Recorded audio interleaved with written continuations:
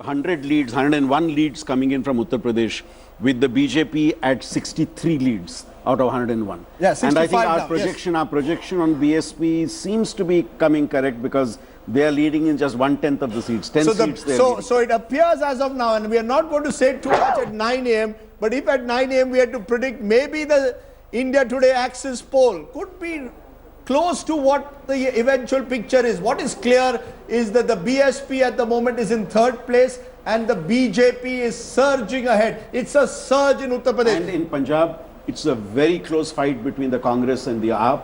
I mean, the Congress is at 6 leads and the AAP is at 5 leads. Okay, so 6 versus 5 in Punjab. It's as tight as it gets. Let me go straight across to my colleague Rahul Kawal on the magic map to tell us exactly where these leads are coming from. Rahul. Malwa, I-3.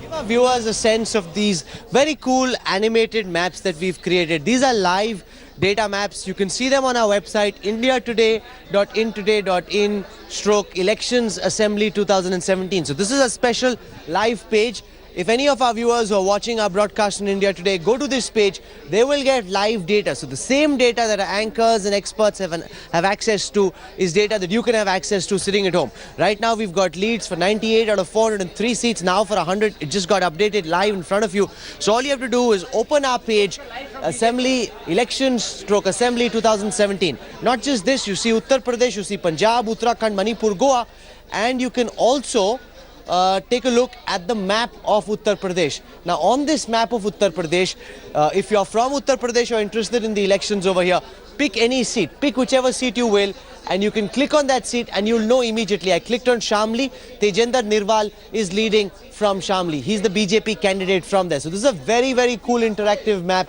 which allows you at one glance to see whatever is happening in Uttar Pradesh. You can see who's leading, you can look at key candidates, you can look at the overall seat share of different parties, you can also look at the map, and you can look at this data point which gives you at one instance a look at what's happening in every single state of Uttar Pradesh. So you can be your own cephalogist. You can of course watch TV, which is fantastic, but if for some reason you're out, all you need to do is go onto our webpage and you can get all this data live. Well, Rahul, fascinating what you're producing out there. The fact is that we are heading for a fascinating election, because the big headline at the moment, and we'll come with our big headlines, the big headline is that the BJP is looking very, very good in Uttar Pradesh. We could be right with our exit poll. The BJP could be well above 200 seats if the exit poll is proven right. That's the big headline at the moment. BJP taking a big early lead in Uttar Pradesh is what it looks like. Sharat Pradhan, our man from Uttar Pradesh, has come all the way from Lucknow. UP's senior most journalist, Ashok Malik, senior journalist, also joining us. Sharat, the leads that are coming in, 84 out of 123, exactly 2/3 at the moment.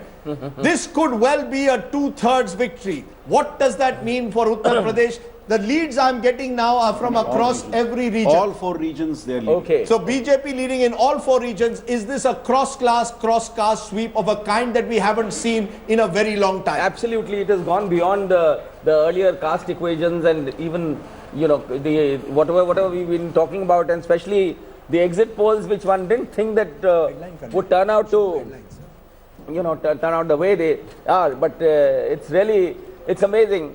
And I think it is again, once again, the Modi magic which continues to play. One thought that it was over after 2014, the law of diminishing returns had taken place, but it doesn't seem to have happened. Okay, so it looks like Mr. Modi has got a second win. 23 rallies he held in 1 month, and all across UP. And it certainly, it did make a difference. And you know, Ashok Malik, your sense, is it Modi magic? If these numbers hold, will this be, some would say, actually an even more, a bigger victory than possibly 2014 in the context of UP? I've been saying that as an electoral achievement, I would, if these numbers hold, it would be bigger, because for a Prime Minister to go and win a state election in UP, which is a massive cross-caste, cross-regions province, without a local leader is a stupendous achievement. And a year ago, we wouldn't have been betting on such numbers at all. What was the BJP's best case calculation, you believe, Ashok, even 2 months ago? Would it be to just about get close to 200? Well, after the India Today opinion polls, I think they were rejuvenated and invigorated. But till 6-7 months ago, people were still talking about single largest, not a majority. You know, it's very interesting. Yes. Interesting BJP trend coming in Yes. from Punjab. Yes. The leads for the Congress seem to be at the halfway point. 18 leads, 9 with the Congress. And what's interesting here is that the Congress leads are in the Majha region, Yes. where they are leading in 4 out of the 5 seats we have. We have no leads from Doaba region, but in Malwa it's a neck and neck race between the Congress and AAP, where both are leading in 5 seats each. And the interesting story of Punjab is if the Congress is able to hold its own in Malwa. Remember last time the Congress was neck and neck with the Akalis in Malwa. If the Congress holds its own in Malwa, we expect the Congress to be ahead of AAP, because then they will get the advantage of doing well in Majha and doing well in Doaba. So clearly, as of now, these early trends would suggest advantage Congress, but Punjab is going to be tight, because we can see even in the margins that we are getting at the moment in Punjab, it is extremely tight the way Punjab is playing out at the moment. We will not hazard a guess at the moment to predict who's leading in Punjab. But Ashutosh of the Aam Aadmi Party, good point on which for you to join us. It appears at the moment you're doing badly in Majha and you're neck and neck with the Congress in Malwa. So somewhere at the moment it appears advantage Congress, not Aam Aadmi Party in these early trends in Punjab. Early trends, and I emphasize the word early.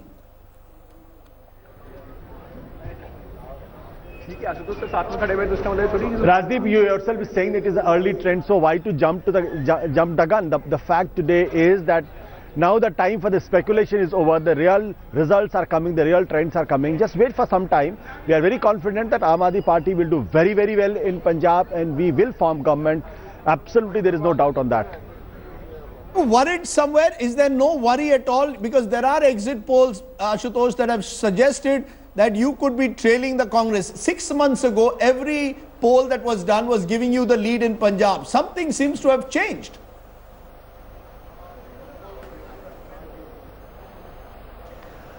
Rajdeep, you yourself have seen all the exit poll, even the major exit polls has given Aam Aadmi Party lead in Punjab despite very conservative estimation. Yes, it is very true that in the last year when the opinion polls were held, we were given massive majority, but then you know how the opinion polls and exit polls are done. I don't need to emphasize on that. I don't need to insist on that. Today I don't want to sound very different, but the fact is results are coming. Just wait for another hour and you will realize that Aam Aadmi Party will do very, very well in Punjab. We are very confident about it because the kind of response, the overwhelming response we got in Punjab was very humbling, and that's how we are very sure, very confident that these are early trends.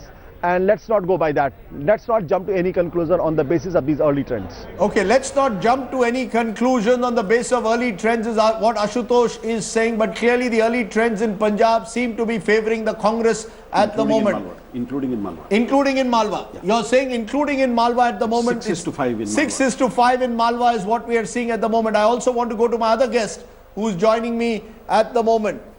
Let's try and get a sense of who else is with Mr. Dua of the Congress. The best news for you is coming from Punjab at the moment. Will Punjab offset what seems to be disaster for you in Uttar Pradesh?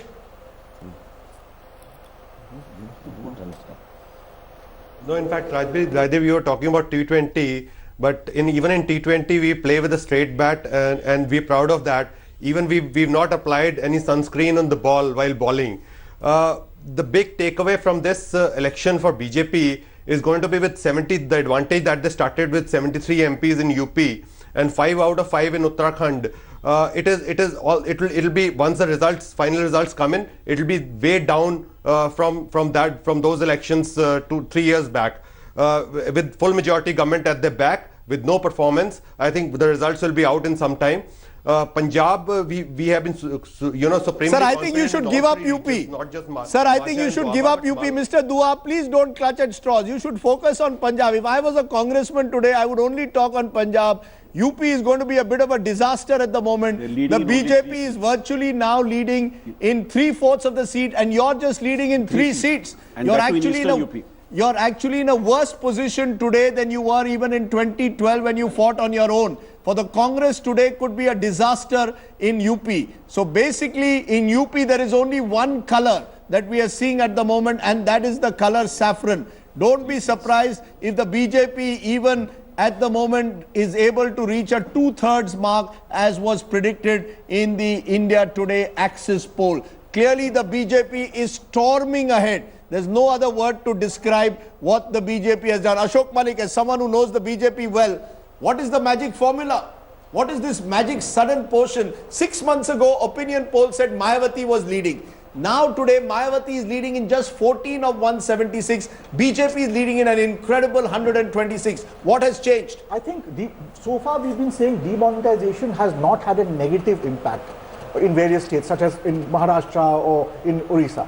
I think in UP it's actually had a positive impact. It's given the BJP that push post-November. What's the push? Is it this Amir versus Garib that we are talking? Partly that the that- pro-poor coalition has been built around demonetization. The Amir Zamindar or the Amir money lender has been taught a lesson. I think there's been a coalition around many issues, including demonetization. There's also been a quiet anti-Yadav consolidation of the upper caste and non-Yadav OBCs, which we've been talking about, which the BJP has been attempting to do for some time now, and they've succeeded here. So it's basically the theory that has been also bandied about teen jaat ek taraf, baki jaat dusri taraf. So Muslim Yadavs and Jatavs at best, with Mayawati and the coalition of Akhilesh and Rahul, everyone else moving to the other side. This could be a dramatic change. But it's also a class which has taken over. 28 leads which the Class has SP taken over the alliance caste. has. Yes. Only 3 of those leads are with the Congress. 25 leads are with the Samajwadi Party. So the Congress is being decimated even more. As you can see among the leaders, Sangeet Som, controversial MLA from Western UP, who has been making all kinds of comments that have got him into trouble in the past, accused of inciting violence during Muzaffarnagar. He is leading at the moment. It is not about polarization though. This kind of lead is not just simple Hindu-Muslim polarization. This is not the Ram wave of 1991. This is something more dramatic and more defining that's happening. Dipankar Gupta in Uttar Pradesh. What is it? I'm trying to capture it. You see, I've been saying for some time that it is Modi more than BJP, point number one. Point number two, don't discount the fact of the positive impact of demonetization, because it did give a certain fillip to the BJP simply because people in our country and everywhere else, we all love a strong, decisive leader, and Modi has shown his mettle by staking it all on demonetization. Number three, Akhilesh Yadav, at the end of the day, turns out to be a person who's inherited all his father's sins. He was hoping to shake them off, but he's not been able to. And this is something which is a bit of a surprise, because most people thought that Akhilesh Yadav was a reborn Yadav, but that seems not to be the case. Very quickly, guys, very quickly. Actually, 53 of Yes, just a minute. 53 of these 133 leads for the BJP are coming from Eastern UP. From Eastern. From Eastern So UP. the BJP now doing strongly in both West and East. So in Western UP they had started off strongly. Now the wave is spreading into Purvanchal. This is 2014 all over again. BJP led in 328 constituencies in 2014. We could now be seeing the BJP, if these numbers hold, somewhere in that range. Your comment, yes. You know, in a sense, why are we putting that fact that Narendra Modi said, I will do Vikas? Yes. So he has, in a sense, pitched his whole campaign in Uttar Pradesh saying that I am going to be the development man that neither Mayawati nor Akhilesh have been. And the pan-UP vote, in a sense, could very much be for the fact that they trust the BJP now to bring that forward. Remember also that as early as in September, Rahul Gandhi had done a Deoria to Delhi Yatra of farmers and kisans. He tried very much to take on the anti-Narendra Modi pitch, the anti-Note Bandi pitch, to take the farmers pitch, to take the farmer suicide pitch. None of that seems to be working. So what is it that's working? Clearly Narendra Modi's positive pitch to deliver something to the state, and that indeed happens to be a development pitch. Okay, I'm going to Gaurav Samant. He's at the moment at the BJP headquarters there. Gaurav, have the celebrations begun? Watch your cholesterol with the laddus. But have the celebrations already begun? Celebrations have begun, so have chants of Bharat Mata Ki Jai, Rajdeep, at this point of time as BJP takes a big lead. And just look around me, just till a moment ago there was no one here, and suddenly there is Vande Mataram and Bharat Mata Ki Jai happening with the BJP flag going up. That's one part. Also, The laddus have come. You're right, I will watch my cholesterol. I will avoid the laddus for now. But at this point of time, the leaders are still telling the cadre to wait. These are early trends. Everyone knows the Bihar story, with some even having called elections in BJP's favor in Bihar. But this time, it looks very, very different, because as our guests were also pointing out, Eastern UP gives that big picture initially. Also chance of Modi now at this place, Rajdeep.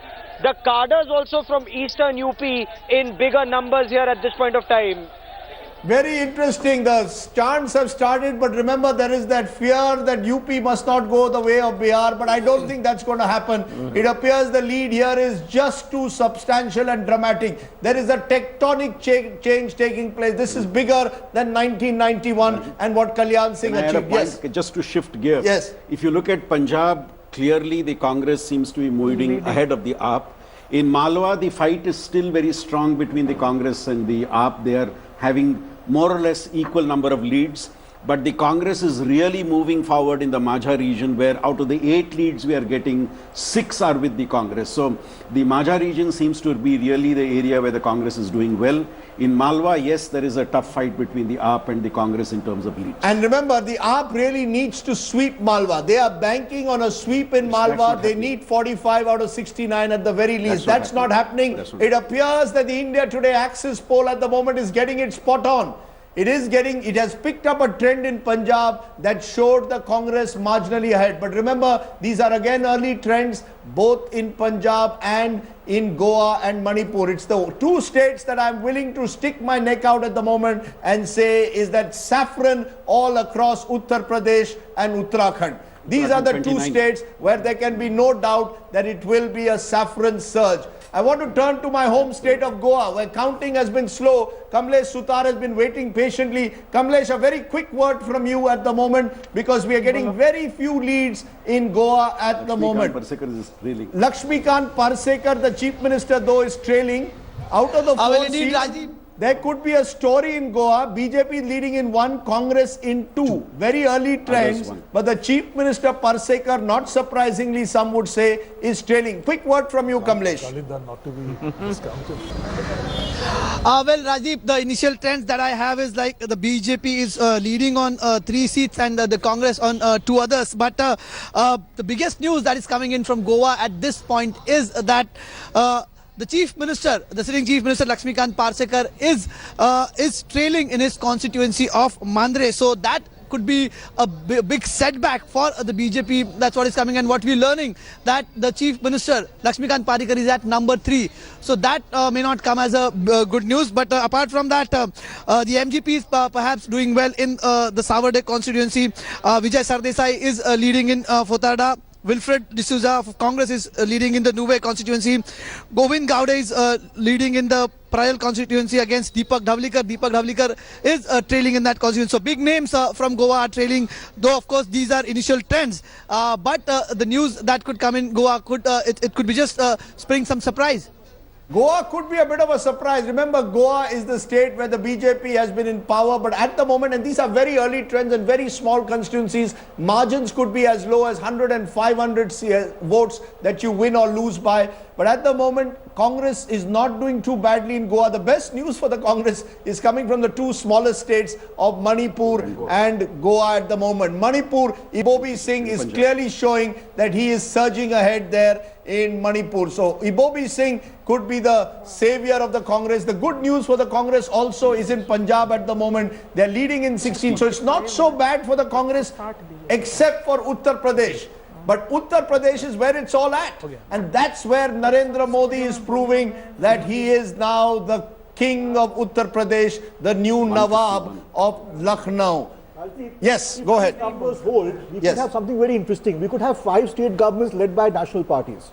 5 state governments headed by national parties, that's true. But as of this morning, except for the Akalis, there were national governments there as well. No, Uttar Pradesh. And Uttar Pradesh, sorry, my fault.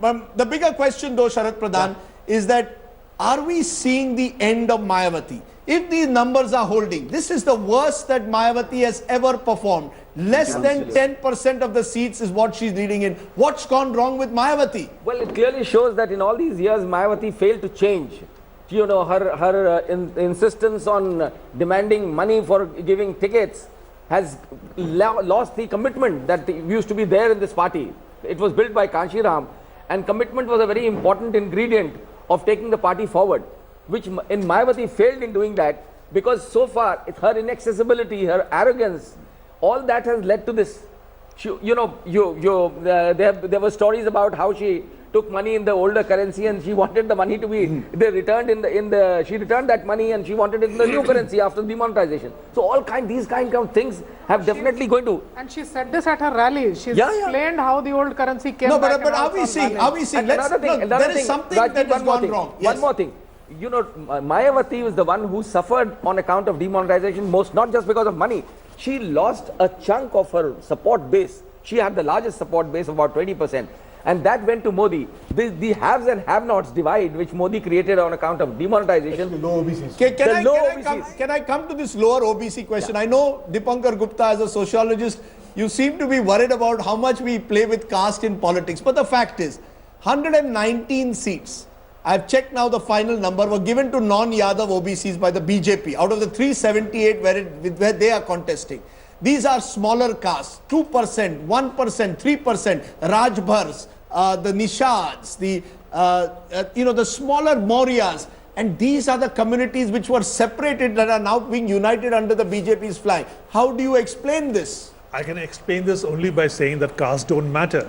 If 2%, 1%, 3% congregate and make for something, is not because of caste, it's because of some other reason, some other deep structural reason that bring them together. What's the common shared interest that they are seeing? The common sharing is the same between the Yadavs. They're also voting BJP. The other castes are voting BJP. The scheduled castes are voting BJP. The only community that's not voting BJP are the Muslims. Therefore, to say that some castes are voting BJP, some are not, is really, playing into an optical illusion. Manisha Priyam is not willing to agree. That's fine. But you see, numbers don't support you at all, and you might. So you're saying in a wave election, I can't look at a particular caste group. Exactly. Essentially, that's what you're saying. Election, you cannot look at a caste group. One by one, please. And if you see the smug look on my face, you know why. No, the point is really that all those caste groups that did not benefit from the consolidation of the Mandal Raj around certain castes, those are the ones that are combining. So they happen to be the MBCs, they also happen to be the Bhumihars. Remember, this was an area where the socialist movement under Raj Narayan and later by Revati Raman Singh was led by the Bhumihars. So in a sense, those who were left out of the Yadav Raj and later by Mayawati's own rule, those caste groups are combining. Jati matters even if caste does not. And in a sense, But this is a wave election. Let's be clear, Ashok Lahiri. Yeah, but if these numbers hold, this is an unprecedented wave election. And in wave elections, no logic holds beyond the fact that there's a cross-class, cross-caste appeal at the moment. Rajiv, there is one point. Yes. Just as we do not discuss Karnataka election in terms of Vokkaligas and Lingayats, or Andhra election anymore as Reddis versus Kammas, the time has come when Uttar Pradesh is graduating. Yeah. We can't be discussing in terms of Kurmis and Jatavs and Yadavs and so on, because what has happened is that all political parties have learned how to accommodate different groups. So you have Kushwas here. I'm going to stop you because a big story is building in Punjab. Yeah. Congress is now surging ahead in Punjab. Congress is now 2-1 ahead of AAP. Congress leading in 23, AAP in 11, the Shiromani Akali Dal BJP in 9. So what you are seeing at the moment is the Congress now has taken a big lead, and this lead is being built primarily in Majha. No, Malwa 15. But now even in now. Malwa. 15 in 6. So in Malwa, out of 21 seats, 15 Congress is leading, 6 AAP is leading. 6 AAP and 15 Congress. So Malwa, which is the key. Without Malwa, the Aam Aadmi Party cannot take Punjab. So my sense very clearly now is it's Congress which has taken the advantage in Malwa, and if that advantage stays, then Captain Amrinder Singh will have the best 75th birthday that any Sardar has had in a long time. Today the place to be is Patiala Palace, because you will know what a Patiala peg is like if Captain is winning with such a big margin. Yes. A small point on Uttar Pradesh. while the BJP leads are substantial in western and eastern UP, it's actually doing very well in central UP also and has pushed the SP leads to the background. You see, this is what I've been saying. The electorates have been way ahead of commentators. You know, you will see that in UP, you see that in Punjab, where, you know, it's the whole issue of regions, caste, specific voting preferences, they're all being put aside. Because regions don't matter. Regions don't matter as much. Sir, I don't want to blow my Punjab or in trumpet on UP. this. 14th of February in a YouTube you can see at a conference of Kotak Mahindra, Rajdeep Sardesai saying BJP will win a big win in UP. Yeah. And nobody was accepting it then. Column written on the 19th. After that, a lot of people have now in the last 3 days jumped onto the bandwagon. So on UP for a lot, because I'll tell you what, lot of commentators focus on micro issues in UP.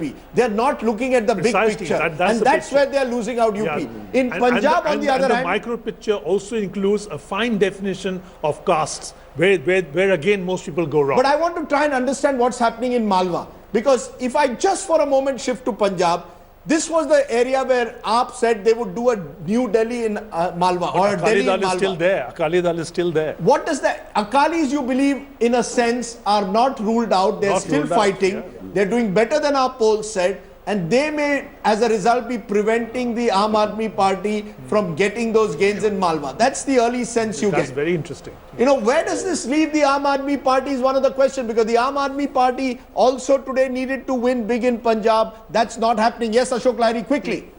Aam Aadmi Party, I'm surprised that people are saying it's a disaster. Yes. Where it is coming from? This is the first time Aam Aadmi Party is fighting the Vidhan Sabha election in Punjab. If I were an Aam Aadmi Party supporter or a candidate, I would have been celebrating the fact that Aam Aadmi Party from nowhere is coming to the second position. You know, I just want Yes. to quickly there. The Aam Aadmi Party has done well in Punjab, I'm not denying that. But if these numbers hold and if it loses, the fact is it's lost. There are no silver medals in politics, in elections. That's so, you know, that's true.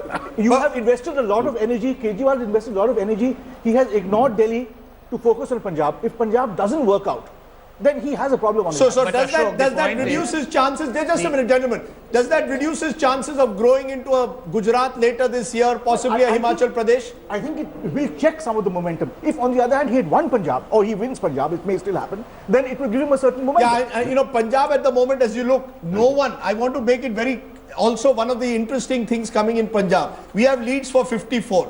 The Congress is leading in 28. That's just above the halfway mark. So don't rule out the possibility of a hung house in Absolutely. Punjab, Absolutely. particularly if the Akalis do better than the polls suggest. If the Akalis start doing better than In the polls Punjab, a suggest. small Can we point get on the Punjab. VIP candidates in Punjab? Small- Very quickly, a small Navjot point Singh on- Sidhu leading in Amritsar East. In Harvinder Singh Fulka is trailing at the moment in Dhaka. That's interesting. I didn't think Mr. Fulka, who fought for the 84 riot victims, would lose that seat. He's trailing, but remember, these are early trends. Bhagwant Maan is proving to be the giant killer at the moment. He is leading even now in Jalalabad, and Sukhbir Badal is trailing there. In Lambi, Prakash Singh Badal is leading at the moment over Amrinder Singh. But Amrinder Singh is leading in his home base of Patiala. So clearly at the moment, Rajinder Kaur Bhattal, we still don't have her at the moment. Navjot Singh Sidhu, I mentioned. Bikram Singh Majithia, the man who was targeted by Arvind Kejriwal, who he said he would send to jail, is trailing in his home base of Majita in the Majha area. Yes. Small point on Punjab. The Akali Dal is actually doing reasonably well in the Malwa region. It has not opened its account in terms of leads in Majha region. But in Malwa region, the competition is in fact quite stiff.